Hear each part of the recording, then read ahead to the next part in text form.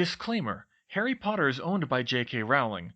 And maybe John Tiffany and Jack Thorne a little bit? I'm not really sure how it works. I'm sorry, Hermione, Septimus said, but Educational Decree Number 26 bans teachers from giving students any information that is not strictly related to the subjects they are paid to teach. You are still technically a student, even though you're not enrolled here, and my job description does not include arithmancy beyond Newt level. Hermione sighed, fished a sickle out of her pocket, and slapped it in Septimus' hand. You're hired, she said. Septima smiled. Good to see you, Hermione. Come on in. Say, have you heard that Annals of Arithmancy is seriously considering moving to the States? They are?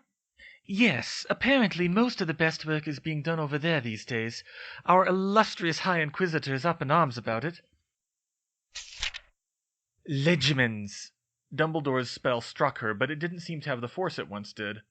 Hermione's determination was aiding her now. She had practiced occlumency for several hours yesterday, and, when she had the time, before that at Grimmauld Place. But the largest factor was her newfound determination to act. Strength of will was not the only factor for occlumency, but it was an important one. She wasn't going to let Dumbledore see her plans. They were on the same side, yes, but she didn't want him interfering. She was mostly successful in keeping him out of her mind, and to the extent he got in, she managed to steer him to memories of her lessons, and of how distraught she was about Sturgis Podmore, rather than the rest of her reaction. It didn't hurt that Dumbledore seemed rather interested in her lessons with Professor Slughorn. From what she had read, she had moved on to the more advanced occlumency techniques of redirection, the same technique that Snape must use as a spy against Voldemort, to keep him away from her hidden memories. I am glad to see you have not allowed the events of this week to disturb you too much, Hermione, Dumbledore said when they were done. You have made a surprising amount of progress from before Christmas. Thank you, Professor, she said. With Voldemort on the move, I felt like I needed to work that much harder. You have done very well. A few more weeks like this and we should be able to conclude our lessons. Exactly what she was hoping. She nodded. You are continuing to help Harry as much as you can? His vision was something of a setback. Of course, sir. It's harder with me not being there most of the time, but I'm doing what I can. Then I hope you will be back on track soon. Good afternoon, Miss Granger. Hermione had a lot of planning to do. The rings were only the first step. She needed to prepare in other ways, too. More spells. Stronger spells. She'd looked through her mum's old pathophysiology textbook, but she had hesitated about some of the ideas she got from it. Many were simply impossible. Spells that messed with biochemistry at the molecular level would probably be rapidly fatal, but Gamp's law meant that most of them just couldn't be done. But other ideas, spells to dull the nerves, lock up the muscles, rot the teeth out, strangle the respiratory system, even stop the heart, could all be possible. She had set aside a lot of them, choosing to start with the milder ones, but not anymore. People were dying and losing their souls out there. She needed to be able to defend herself. A hard blow to the chest could stop the heart under exactly the right circumstances.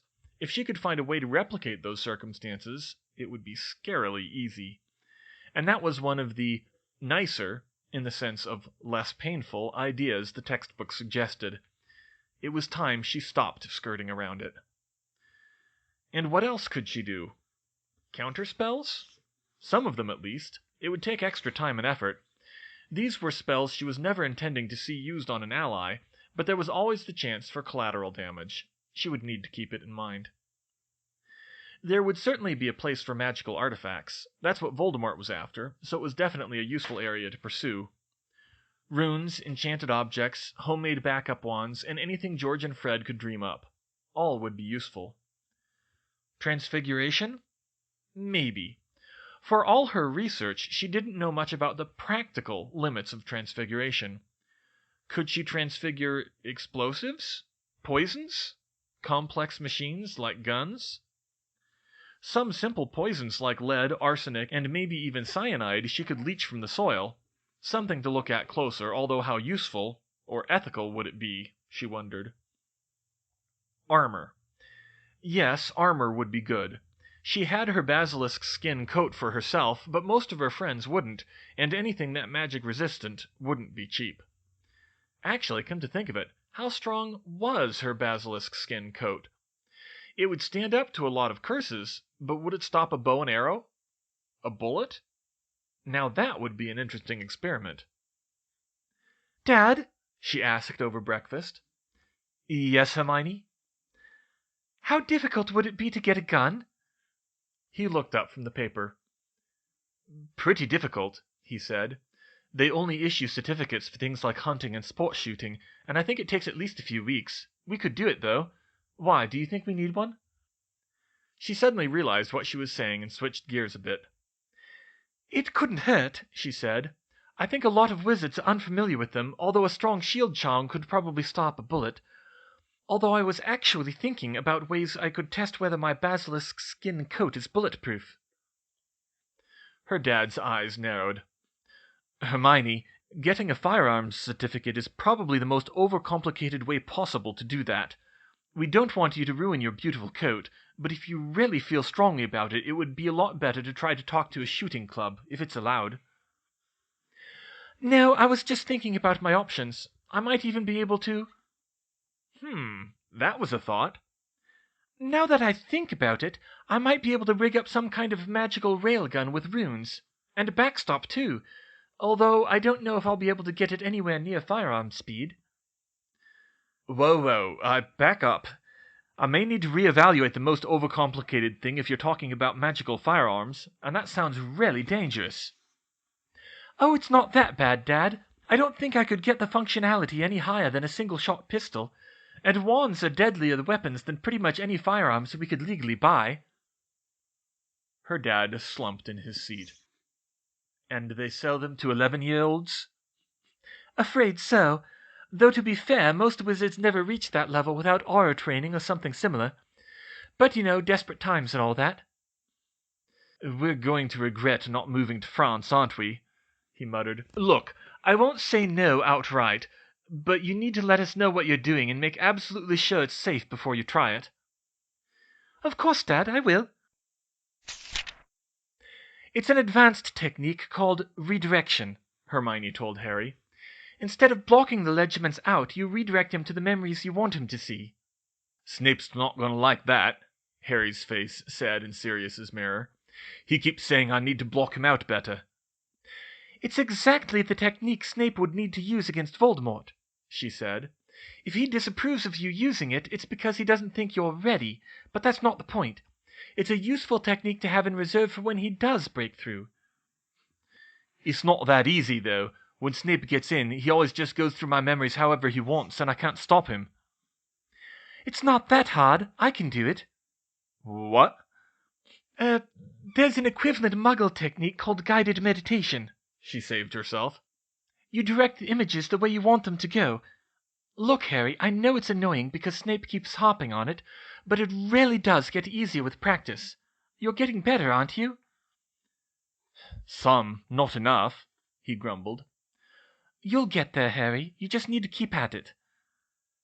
Yeah, I guess. I've got to go. Near off. Harry's face vanished, and Hermione also prepared to go home from Grimmauld Place. When she went to return the mirror, though, she saw Sirius looking over an old photo album. What are you looking at, Sirius?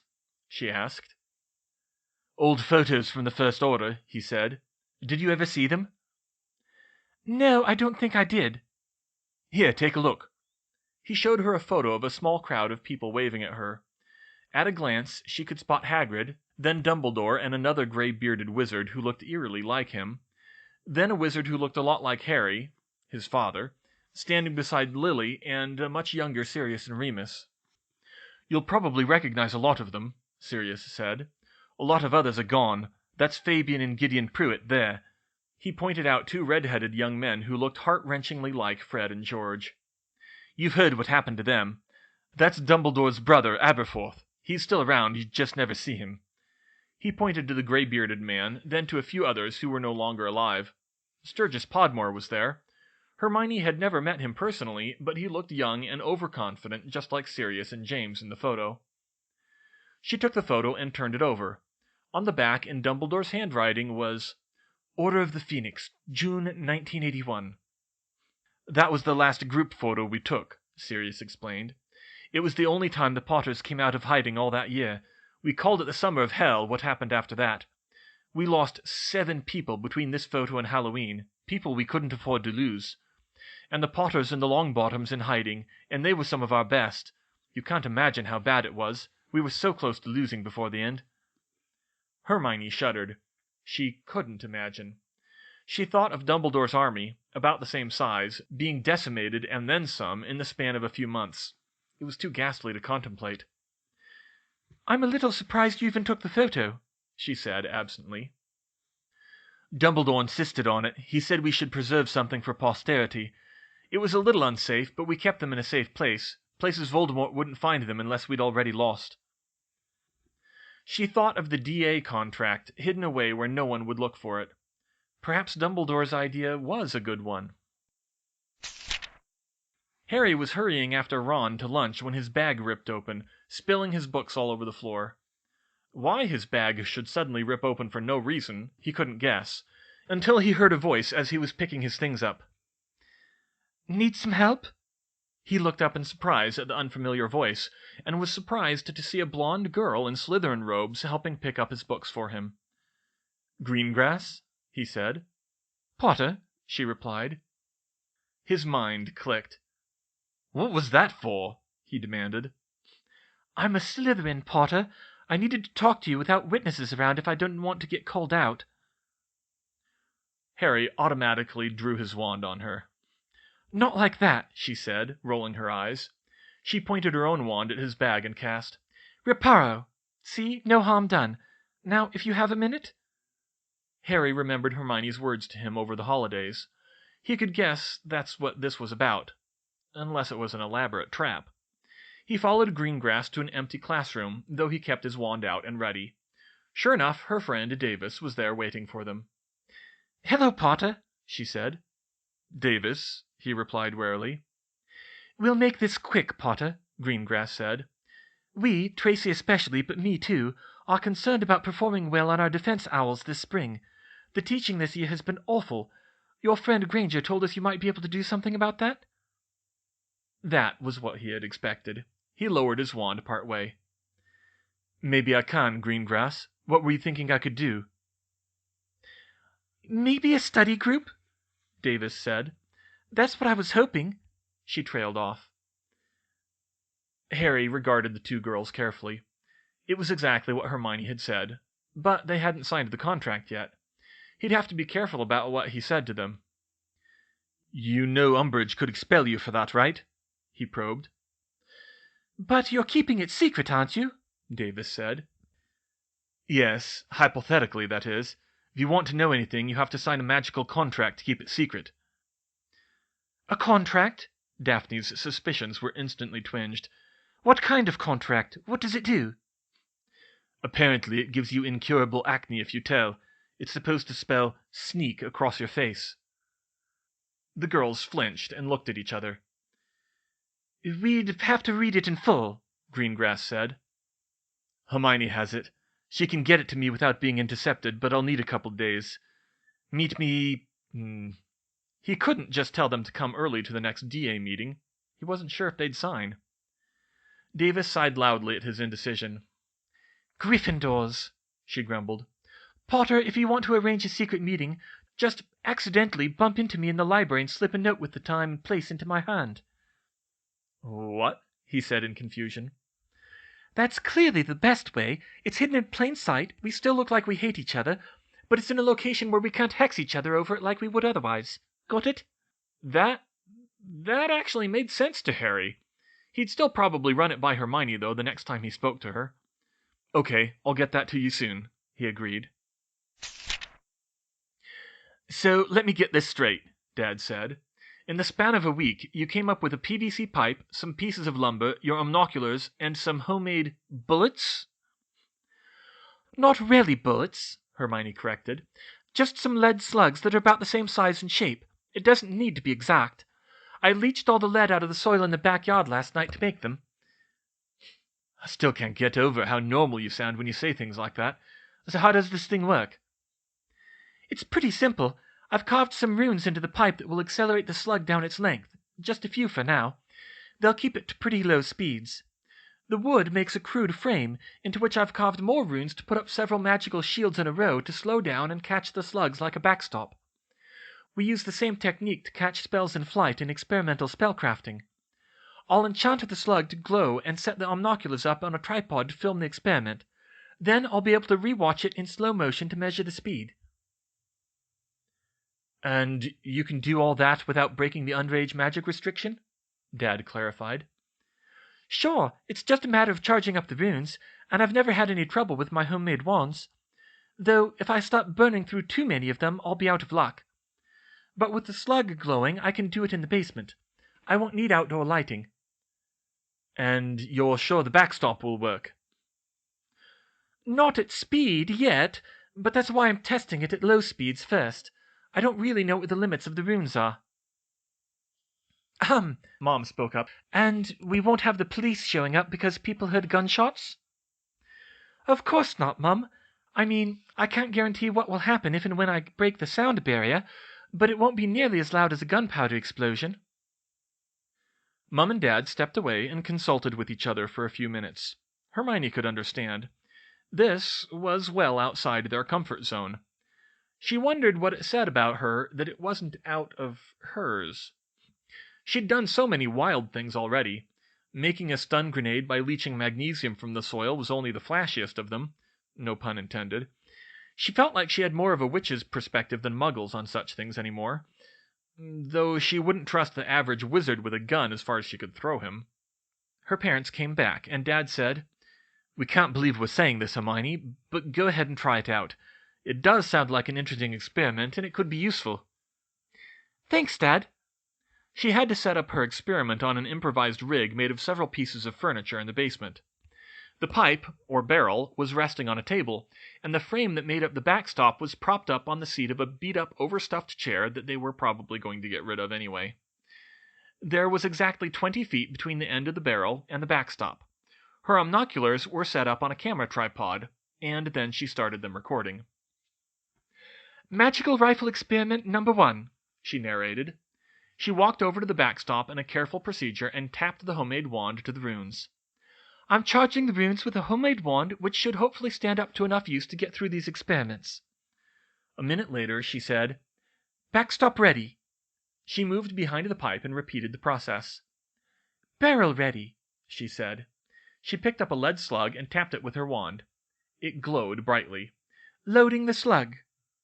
She fed the slug into the pipe and tapped the appropriate sequence of runes. "Fire in the hole." With one last tap, the slug flew across the room, a bright white light crossing the distance almost too fast to see. There was a flicker of light as it struck the magical backstop and froze in midair. "Success!" "Wow," Mum and Dad said, and Dad added, "That was faster than I expected." "No faster than a strong bowler could throw it," Hermione insisted. She turned off the omnocular recording and looked through them to see the playback in slow motion. At 1/10 speed, the slowest setting, the slug appeared to take more than a second to cross the 20 feet. "There it is, around 150 feet per second. I'll need a stopwatch to time it more accurately." She measured how far the slug had traveled through the backstop shields, and checked the charge on the runes and took down the rig. "Great," she concluded. "Now I just need to carve some more runes." "Wow, just when I get used to magic, I see something that completely blows me away," Mum said. "Yeah, I feel the same way sometimes," Hermione agreed. "I still think that thing is kind of scary. Trust me, Mom, I've seen much worse." Mum opened her mouth, but thought better of it. "No, I don't want to know." Hermione just giggled. "Oh, by the way," she said, "there's a meeting at Hogwarts on Saturday night. I need to be vague about it, but for a good reason, though. It has to do with Harry learning defense, and it's not critical that I be there, but it would really be a big help." Meeting? Didn't you say they banned all new clubs?" Mum said shrewdly, growing more serious. "Yes, they did. So, just what have you been up to, young lady?" "Look, Mum, Dad, it's probably best if you don't know too many details. It wasn't dangerous or anything, and it was all about people learning how to defend themselves when they otherwise couldn't have. I know I'm out of school now, but if too much got out, it could cause trouble for some other people." "You know we don't like you keeping secrets from us, Hermione," Dad said. "Yes, Dad, I know, and I don't want to keep secrets from you, but with so many enemies around, it can be dangerous sometimes if certain information gets out. This is war right now, and even though I'm not involved directly, Harry is, and I have to take that into account." "That doesn't instill us with confidence," he replied. "I know it doesn't, but this is still school stuff. I told you about Umbridge and how she's deliberately sabotaging our education. If we want to stop her, we need to go outside the normal channels." "Hermione," Mum said softly, "we understand you feel strongly about this, and yes, it is important. So I just have 2 questions for you." "Okay." "Will this meeting be dangerous?" "No more than going to my lessons at headquarters." "Will it involve anything illegal?" "No," Hermione said. "I promise it's nothing illegal." Skirting the edges of the law, but not illegal. "I can visit Hogwarts at Professor Dumbledore's discretion, and I have transportation available. The worst they can do is ban me from the castle." Mum sighed and cupped her cheek. "Oh, what happened to our sweet, bright-eyed little girl?" "I still try, Mum," she said. "It's just getting harder." "We know, sweetie. You're just growing up so fast.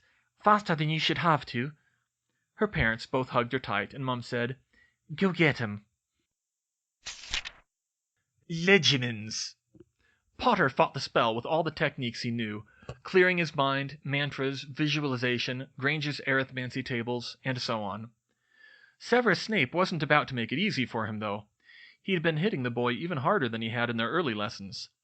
The Dark Lord wanted him to wear Potter down, and Albus wanted him to go along with it as the lesser of 2 evils. Severus didn't need to be told twice to stick it to Potter, but the brat was becoming annoyingly resistant. Naturally, Severus got through, though it was after a minute or 2 of forceful attacks. When he did get into his memories, Potter tried the redirection technique. Granger had apparently told him about it a few days ago.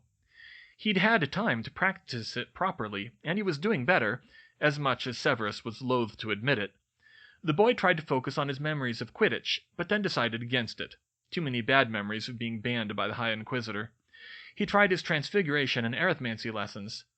Those memories were low value, and didn't have strong emotional associations that could be dangerous. He wasn't completely successful, but he did better than last time. "Well, it seems you're not completely hopeless after all, Potter," Snape growled. "Somehow your insufferable know-it-all friend has hit upon quite a lot of useful advice by sheer dumb luck." That was a lie, of course. Snape could tell that Potter's occlumency technique had Albus's fingerprints all over it, even second-hand. What was his game? He was making it that much harder for him. Potter glared at him, no doubt offended by his, completely accurate, description of Granger. "It seems improbable, don't you think, Potter? Occlumency is an obscure and difficult branch of magic, and yet Granger has stumbled upon good techniques from a few references in some Muggle books." Maybe that would make Potter give up a clue. The Dark Lord had been unhappy with Potter's progress in occlumency. He had tried to turn Nagini's failure to retrieve the prophecy to his advantage by influencing Potter to reject occlumency in favor of learning more about his plans, but Granger had taken the boy to task for that, too. A direct question might turn up information that Severus had missed rummaging through the boy's memories.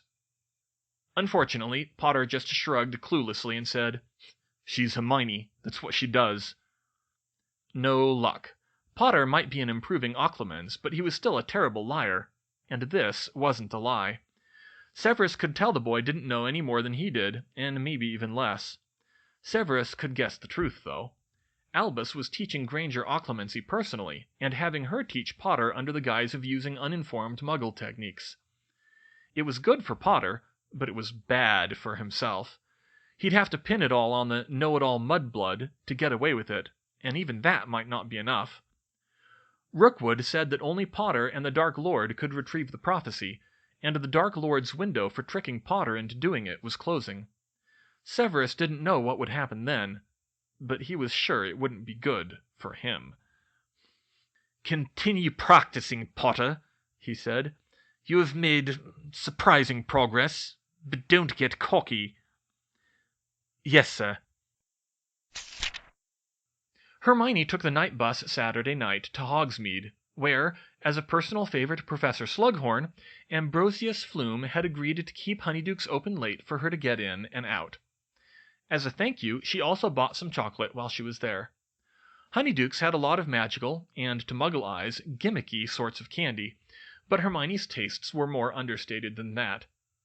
As a dentist's daughter, she had cultivated a taste for richer and less sweet desserts, and Mr. Flume had just the thing: Honeyduke's 77% cacao extra dark chocolate bars.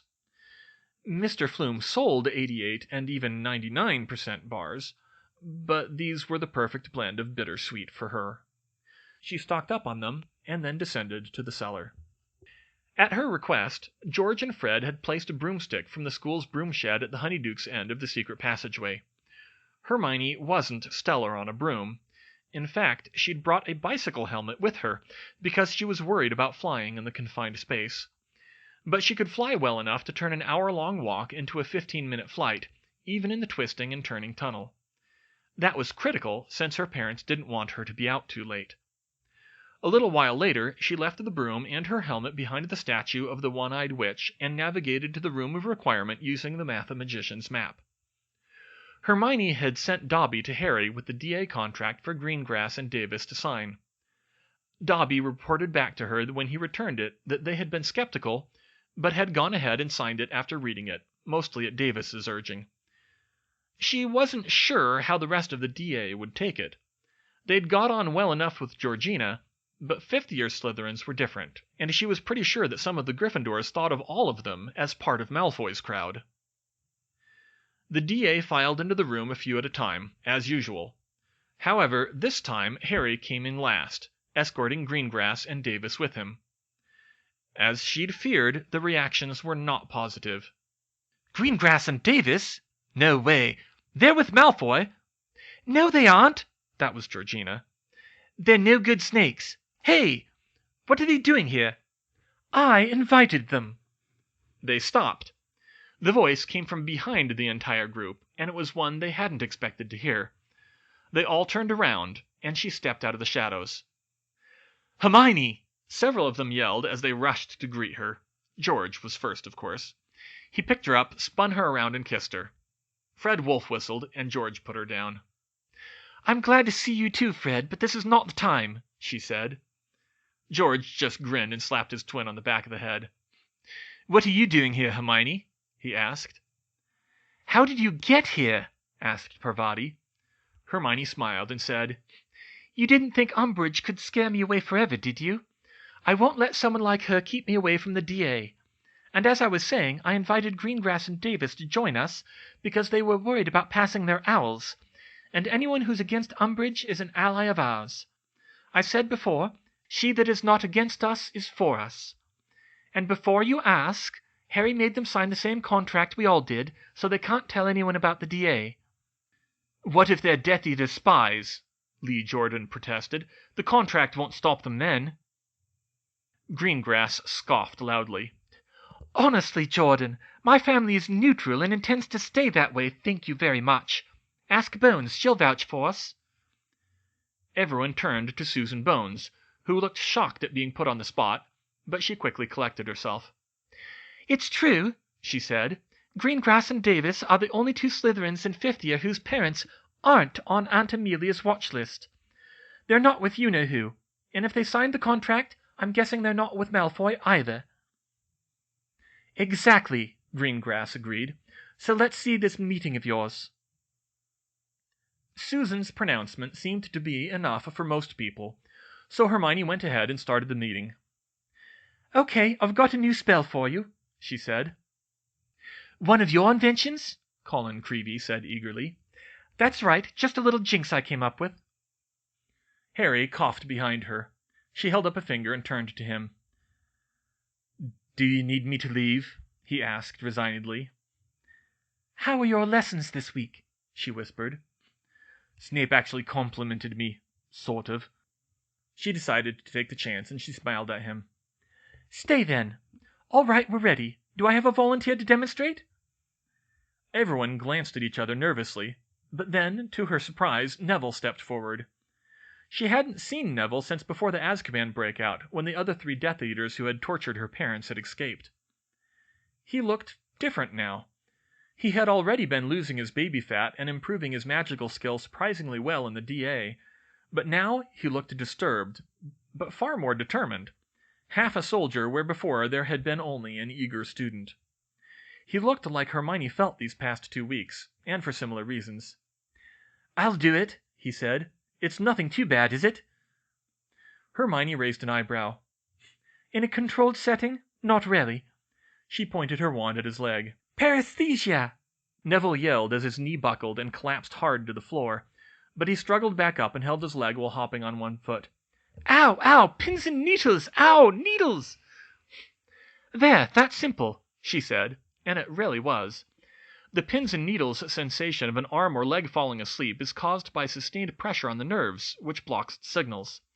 Channeling this knowledge into a jinx to make it fast-acting made for a valuable addition to Hermione's inventory of incapacitating spells. Strike an opponent's arm, and their fingers will struggle to obey. Strike their leg, and it will not support their weight. She taught the spell to the DA, circling the room and giving pointers as they tried it for themselves. Greengrass and Davis, she noticed, were only willing to face off against each other, but at least they weren't causing any problems. Lee, however, still felt the need to inform them of how Hermione had defeated Seamus in a duel. Hey Hermione, what's that ring for? Parvati asked when she got around to her. She pointed to the engraved gold-plated ring that she now wore on the first finger of her left hand. That's the One Ring, Hermione said with a smile. The what? Nothing. It's just a Muggle fantasy story. I just thought it looked cool. Parvati gave her a queer look, shrugged, and moved on. The other Muggle-borns in the DA were interested, though. Hermione was pleased that no one suspected her of anything but being a rabid Tolkien fangirl. But why would they suspect she had placed a protean charm on the ring? The group did pretty well with her spell, and with the exercises Harry had prepared. She was pleased with their progress, but she also had other business.